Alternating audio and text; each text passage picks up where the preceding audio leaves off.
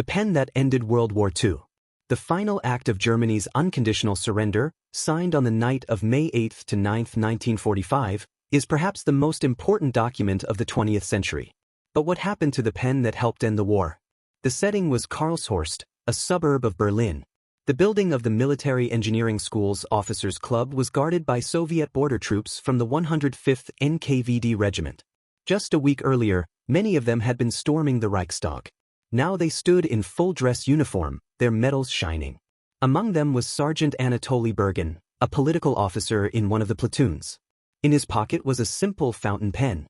Today, the Berlin Karlshorst Museum is not a major tourist destination.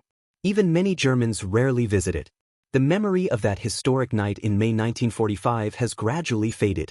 So has the story of the ink blot that almost disrupted the signing of Germany's surrender. The German delegation included Field Marshal Wilhelm Keitel, Colonel General Hans-Jürgen Stumpf, and Admiral Hans-Georg von Friedberg. They were greeted by Marshal Georgy Zhukov. Wasting no time, Zhukov invited them to sign the surrender document. Then something unexpected happened. A drop of ink fell from the desk pen and stained the document. A fresh copy was brought in, but Keitel refused to continue. He demanded a fountain pen. The problem was that neither he nor the Soviet representatives had one available. But Sergeant Bergin did. Without leaving his post, he handed his pen to one of Zhukov's aides. Zhukov reportedly smiled.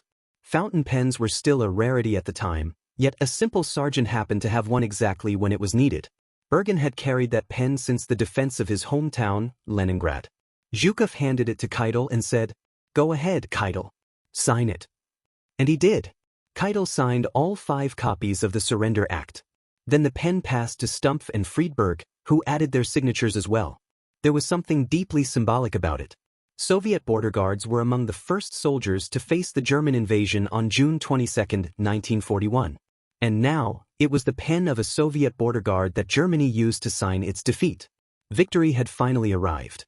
The entire nation had waited for it through 1,418 days and nights of war. For the border guards, the victory was especially personal. And what happened to the pen? It was never returned to Bergin. It is not displayed in the Berlin Karlshorst Museum either. Most likely, someone kept it as a souvenir. And just like that, the pen that helped end World War II disappeared into history. Like and subscribe if you found this story interesting.